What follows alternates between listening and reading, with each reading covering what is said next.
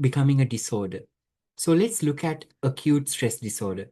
Does this mean that we will start diagnosing people and we will start learning clinical criteria? Not really.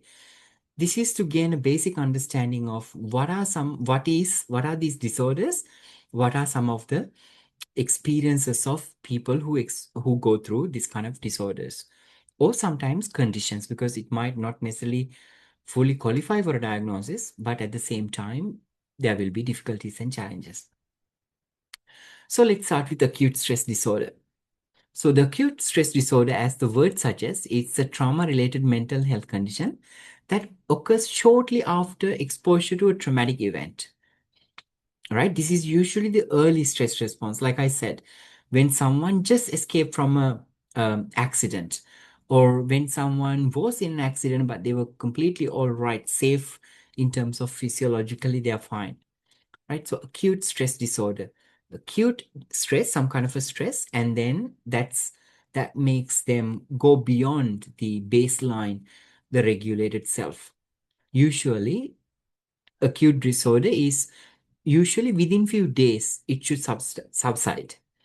Usually, this incorporate intrusive memories, disassociation, avoidance, negative mode, arousal symptoms, and so on. Now, arousal symptoms. We will discuss this later when we talk about trauma responses under hypervigilance, for an example. Now, acute disruptions in their physiological, psychological regulation. So that might affect them a little bit. Few days school, some personal challenges, but at the same time, what is most important is to keep in mind is that it's acute. So it's spontaneous, acute, quick. So it's only expected to last about 3 days from a clinical perspective, right? I want to be, rather than just sharing with you information that's out of just my mind, I want to be a bit more, I want to be more, I want to be accurate in simple ways. Therefore, I want to share with you some clinical criteria. Can they be hard and fast? Can we completely blindly agree to them? Not necessarily, right? But clinical means that there is a way of repeated experiences can be studied and recognize that that this seems to be the general situation, right? So usually acute stress disorder should last only 3 days. Sometimes it can last for like a couple of weeks, but not longer than a month. If it goes beyond the month, these challenges, difficulties are lasting more than a month, the diagnosis may shift to PTSD, post-traumatic stress disorder, which is our next topic. So let's have a look. And also before that, we'll keep in mind, usually when we talk about ASD, acute stress disorder, whether the exposure is actual or threatened death, serious injury, sexual violence. So you're starting to recognize these are some of the most intense traumatic experiences that we talk about in clinical criteria. But acute stress disorder doesn't necessarily need to always threaten the actual death of the person, serious injury, or sexual violence. But for the clinical criteria, usually that's how it is framed. Exposure can be direct experiencing, that they were in the experience, or they witnessed the experience, or they learned about the experience. Like I said earlier, there was a natural disaster at home. The child is abroad studying. They heard about this, and they might experience acute stress disorder for a certain period of time. Can't guarantee that would be ASD, but can also, it could well be. Right. And also repeated extreme exposure to traumatic details as well, right? That's also why we don't really keep talking about the traumatic experiences to people all the time. And that's also why when we talk a lot about that kind of experiences, people get agitated. They disassociate from it because it's uncomfortable. Right. Now we move on to post-traumatic stress disorder, PTSD, the most common word we hear. And I want to let you know from the very beginning.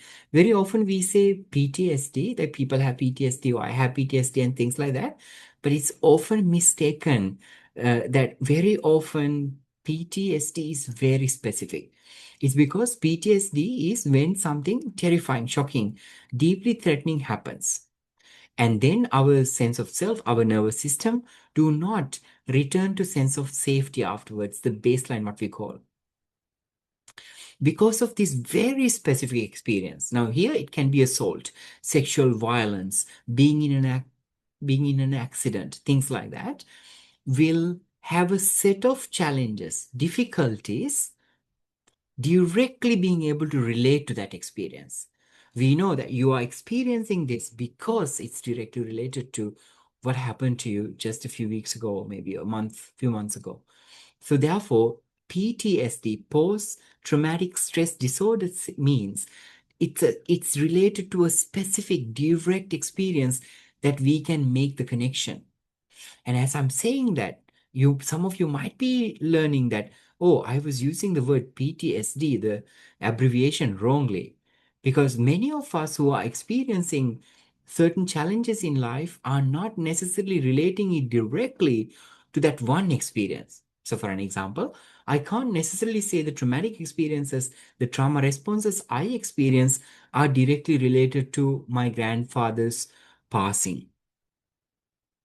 I can say it's directly related to my mom's the challenges that she experienced. It's a collection of things.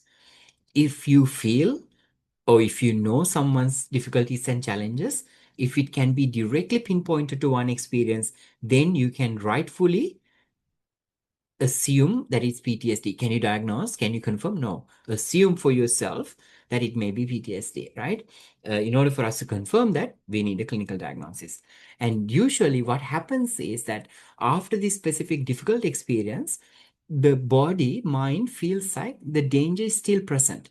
And that's why the complications are, because it's trying to cope up with the experience. And it is mostly pointing towards one key experience, PTSD. So people with PTSD maybe relive the event through memories, relive the event through memories, dreams, and flashbacks. That means it's very painful to them when they relive that, right? Avoid reminders of what happened.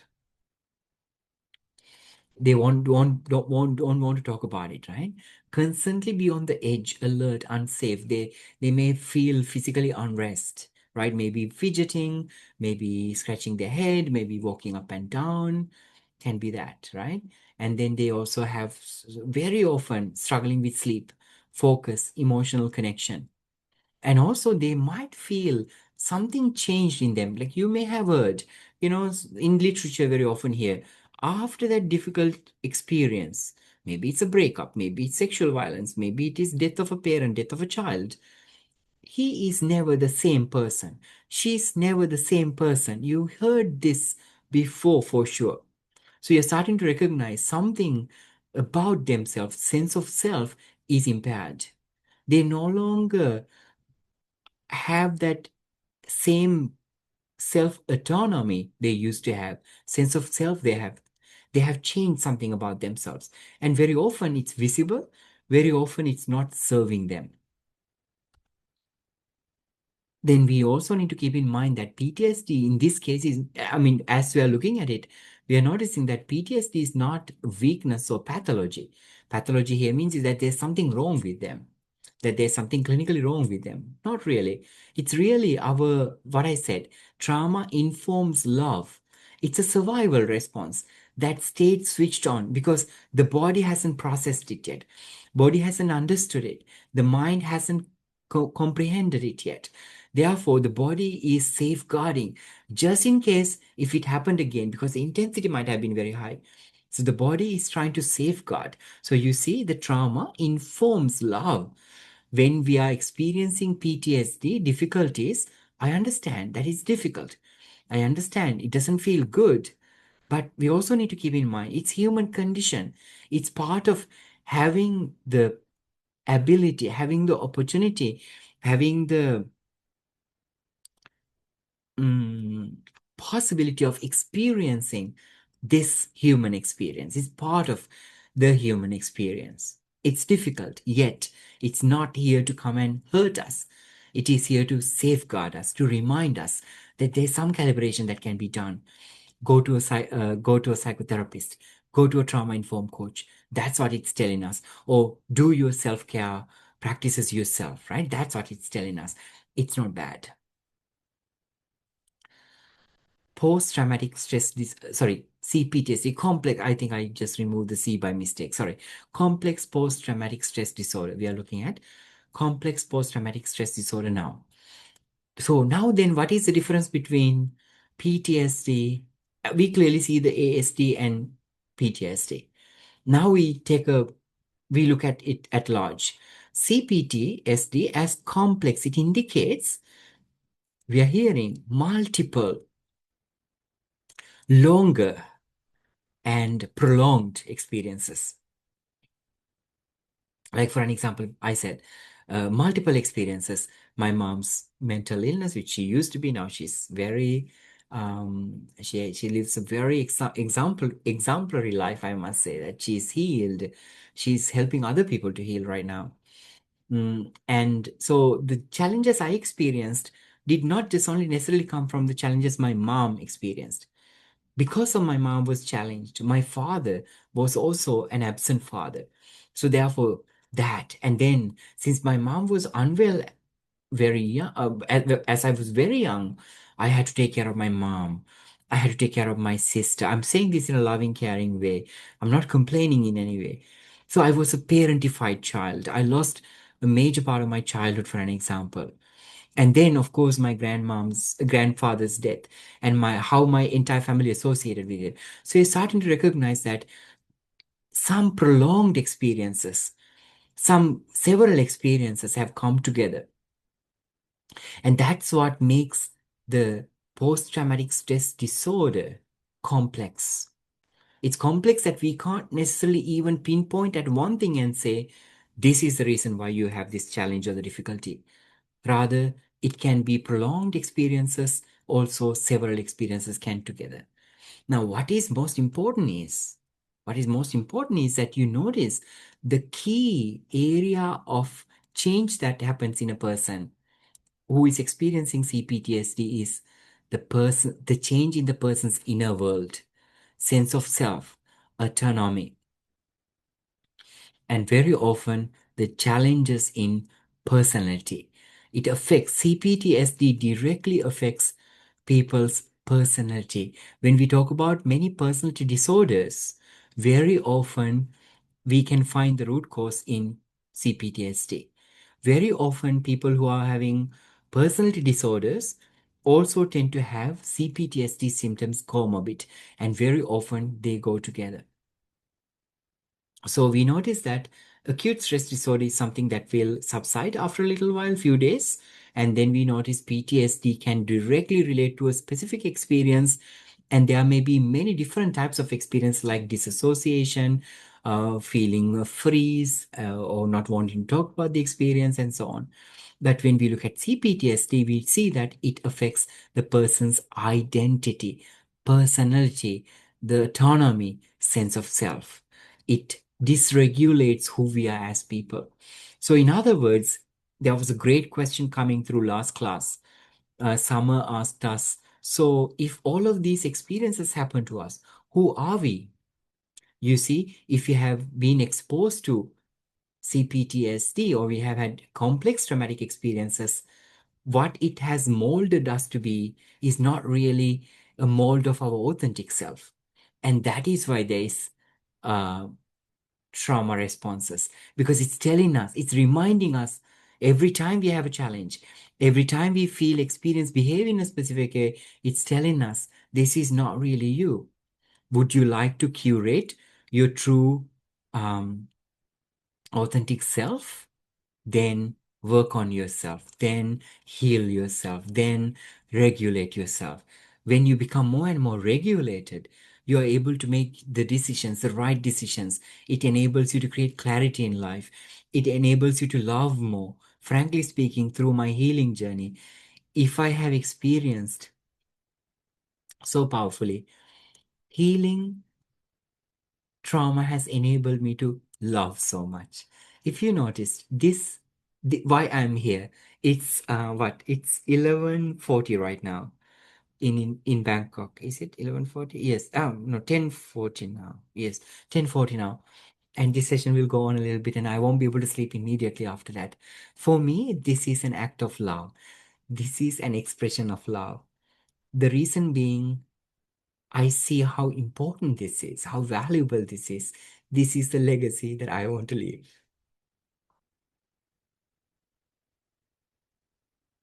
So, people with CPTSD may struggle with regulating their emotions, feeling overwhelmed, shut down very often, collapse response. Very often you hear the two words, right? One is freeze, one is collapse. What is the difference here? The flop response very often. The clinical term is tonic immobility. Now, in the next class, I'm going to discuss with you what is the difference between these two, right? Exploring further. And also, people with CPTSD carry deep shame, guilt, a sense of being broken or unworthy. Now, this reminds me of a question Dr. Leona Nasser posted in our Trauma Informed Practitioner Facebook group. She said, I'm curious to learn why people are denying traumatic experiences, why some of people go on to become narcissists and continue to hurt other people, right? So there you are. I'm not going to discuss that as a topic because it's a complex topic, very complex topics, narcissism. But at the same time, you're already starting to learn some foundational understanding about why people can end up becoming. I'm not saying every narcissist is coming from a place of trauma. Many narcissists could have experienced traumatic experiences. It can be the brain. The narcissistic tendencies can come from neurological reasons, environmental reasons, traumatic reasons, and so on.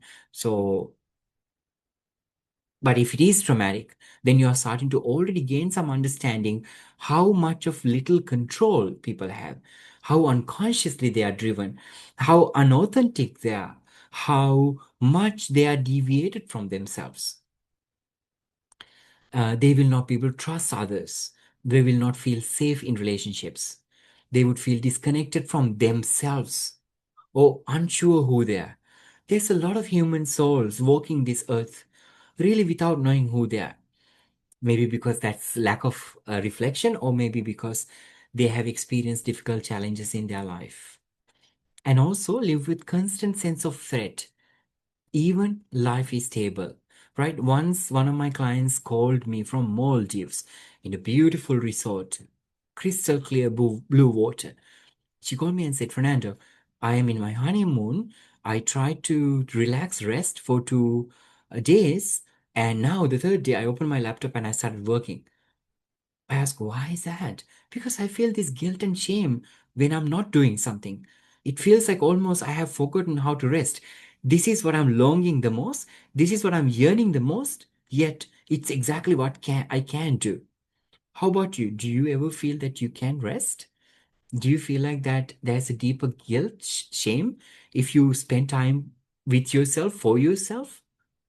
Right? And we could ask interesting questions. I'm not saying that is CPTSD. I'm asking, can we ask, can we inquire within ourselves what that might be? Like we said, right? CPTSD is not what about happened once. It's about what happened again and again. It's about several things that happen to a person.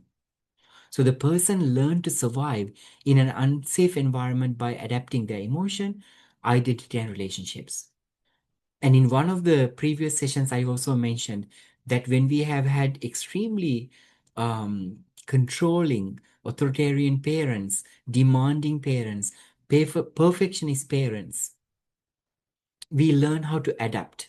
Sometimes we are on tiptoes, we walk on eggshells, and then we bring that very behavior to our work. We bring that very behavior to our relationships.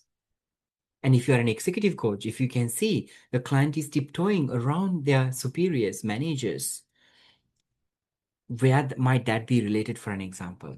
We don't diagnose them, that we can't diagnose them, we don't have the qualifications, we don't have the authority to do that, but we are starting to notice things that might be valuable to further inquire.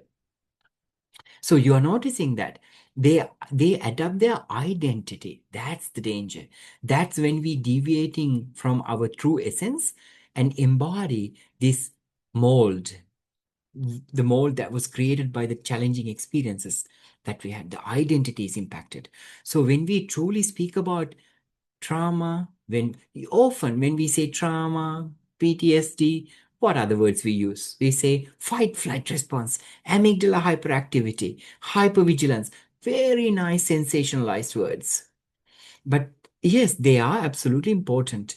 But do you notice that the real complication is in the identity formation, identity defragmentation, for an example?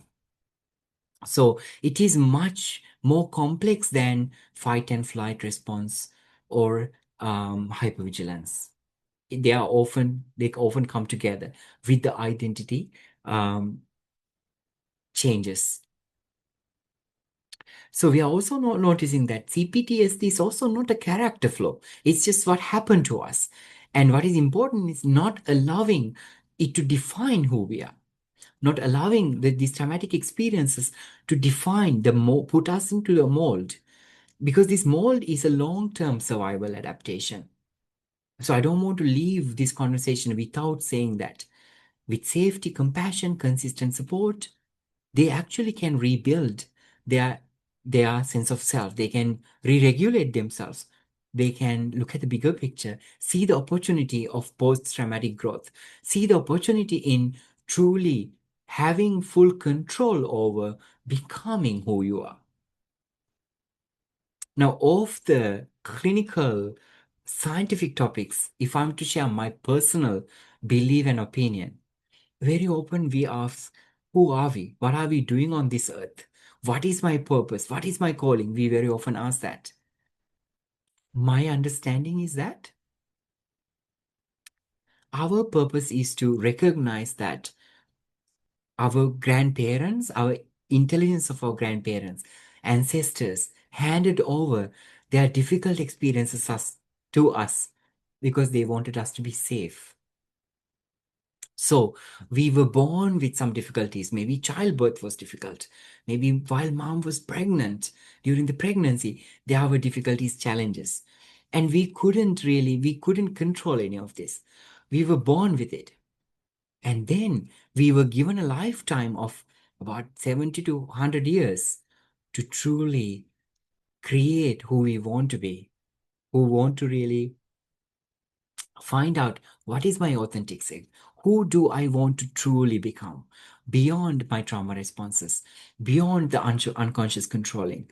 I think that's the gift that we have been given as life. When we are given life as such, we are able to heal our ancestors, their DNA that is in our body. When we heal our ancestors, we heal our future generations because you are passing on regulated sense of self, embodied genetics, epigenetics, so that it's going to be passed on to your children uh, with a more calibrated, regulated self. So that I believe that we are here to truly find out who we are, truly to find out who we are, and then become who we want to be. And I believe that we have that freedom if we pay attention, if we are aware, if we educate ourselves, like 35 people in this call. And I know many of you are going to watch this later. And this is going to be watched by, I think maybe thousands of people later. Right? So you're all here, whether you're live here, whether you're watching this later. I believe that there's a calling, there's something inside of you saying, I am looking for my authentic self. So you have arrived at this moment. So now we talk about a lot of trauma response, a few trauma responses earlier, fight, flight, and then fawn and freeze responses. Nevertheless, during this discussion, I mentioned about a varied different types of trauma responses already. So our next session is going to focus on the trauma responses themselves. Also continue on to learn how is trauma encoded in our mind, in our emotion, how it is encoded in our fascia, for an example, tissues, certain bodily tissues. What does that do to us? I'll discuss these things technically. This is why I said that I will address it at the right time so that we have created the right grounding, understanding, and the foundation. So if you're going to discuss about trauma responses next session, I already want to introduce to you that the trauma responses go way beyond than fight, flight, freeze responses. In fact, fight, flight, freeze response is only one type of classification. There are many different types of classifications, and I'm only bringing just five of them here so that within this context, within the time availability, that we actually can discuss them. So how I will not be able to discuss all five during the next session, and I will not be able to discuss all these five even if I have all the sessions, the 18 sessions. Don't get me wrong, but I will pick up some very important practical ones. Out of these, I'll discuss. So we will be looking at autonomic nervous system response, polyvagal theory. You may have heard about sympathetic and parasympathetic nervous system. So if you look at trauma responses from that perspective, what do they look like? Usually, mostly fight, freeze, fawn. These are mostly from the polyvagal theory based trauma responses. And beyond that, there are certain responses that are cognitive and physiological, sorry, psychological responses. The physiological one is next. Somatic body based responses. So when we discuss about fascia, when we discuss about DNA, I will address this. Relational and behavioral responses as well. Until the right person shows up, you don't even know that you have that trauma response.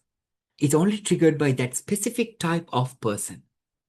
We discuss that. And this is attachment related. And then there are long-term adaptive patterns as well. So I'm going to pick up few of these from these five different types of key categories of trauma responses. I'll choose and pick a few and continue to discuss and talk about how they're encoded in our body. So you gain some understanding of how automatically they show up. So yeah, these are what we discussed, and you notice that it's much more complex than just these simple ones. So that brings me to the end of my session today. So if you have any insights, if you have any questions, feel free to send them. Like I said, if the questions are relevant to this session today, since we have another 5 minutes, I'll try and answer them. If not, I would be so grateful to hear from you. What are your key takeaways from this session today? And in a minute, I will share with you the link for the certification. And here, I would like to remind you. So this session today, this unconscious whispers, how they hold us, quietly hold us, our growth and development is going to continue into our next session as we will continue to discuss about the trauma responses and how they're encoded in our body. With that, thank you very much. I'm so humbled. I'm so deeply grateful that you are here. Thank you very much for spending this 85 minutes with me today. I wish you all the very best. If any of you would like to open your microphone and share any insight, we still have another 5 minutes. Over to you, colleagues.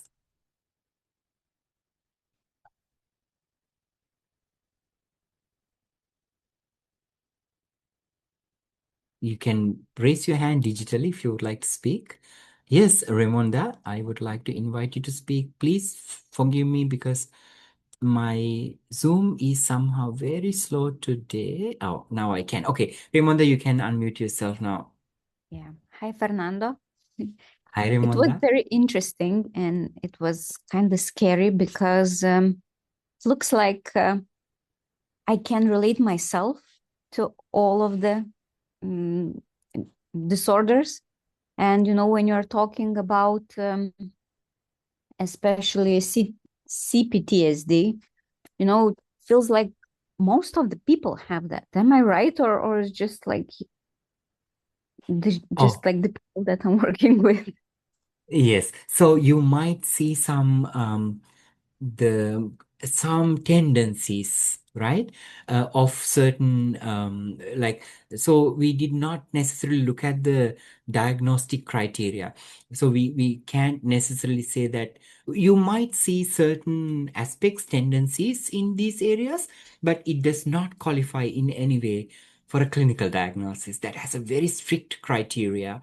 A clinician must legally assess a client before making the diagnosis. So I strongly believe that you do not have a diagnosis, but I myself can relate to you. I also, even though I'm going through a very deep healing journey and know about this information, I'm still struggling with some challenges in my life. And we all do to a certain extent. So, Ramonda, it is such such humility that you could voice that out. And thank you. I hope that creates some awareness in everyone. And of course, if you are curious, what is the diagnostic criteria? I invite you to download DSM-5, Diagnostics and Statistical Manual of Mental Disorders, version 5. If you download it, and then it's quite technical, the language is quite technical, but I believe with this knowledge you are gaining here, and also all of you as professional coaches, there's plenty of potential understanding in the DSM-5, but not a necessity. But if you're just wondering, it might be a resource that one can download. It's freely available online. All the therapists have it. Just a simple free download DSM-5. We'll give you the link immediately. Thank you, Ramonda. Anyone else, colleagues? Maybe one last insight or yeah? I see many faces. I only get to see all of you now. So humbling to see all of your faces. And thank you so much for being here. And earlier also, Brigitta mentioned she would also like to understand the strong tendencies of perfectionism. So Brigitta, I have very much noticed this. And I look forward to discussing this during our next question. And also, I see that Julian is in the session. Julian, I assure you, I will talk about how fascia stores encodes memory. It's a little bit too early to explain it yet. When I do it, I want to do it properly. So please bear with me. Next session, I will definitely address this. Thank you. And also, Dr. Leona Nasser, I will continue to share insights around narcissism and also how strongly we are hardwired to be in that specific reality. Uh, uh, Good run. Is that correct to pronounce? Would you like to come Yes, forward? very good. Thank you. Thanks for having me and thanks for letting me ask the question.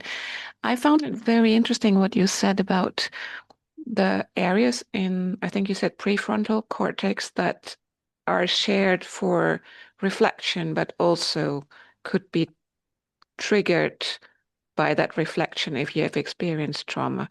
Will you go further into that topic in one of the other sessions, or can you recommend something where I could learn more about that? Certainly. So, if I speak, well, when we say prefrontal cortex, if I point out two areas, since this is relevant here, anterior cingulate cortex, which is anterior cingulate cortex, ACC, is very much responsible for self-referential thinking, and then also executive function, which enables us to make decisions, are directly connected in terms of sense of self.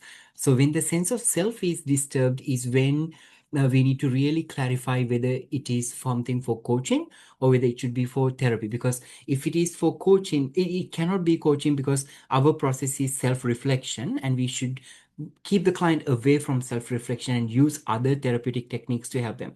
Now, in order to answer your question robustly, if you would like to continue to learn more about how these self-referential networks are affected through trauma and how it affects reflection, I would recommend look for default mode network.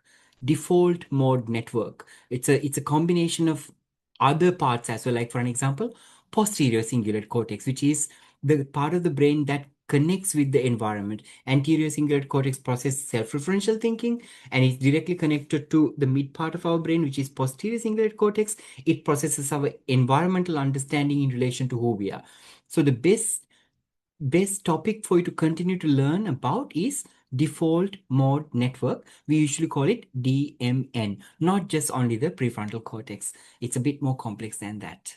All right. Okay, Okay, thank you. colleagues. So, yes, absolutely. So wonderful to have all of you. I'm going to be respectful of your time. Thank you so very much for joining today. I look forward to seeing you in our next session. Until then, I send you love and light. Goodbye now, colleagues. Thank you.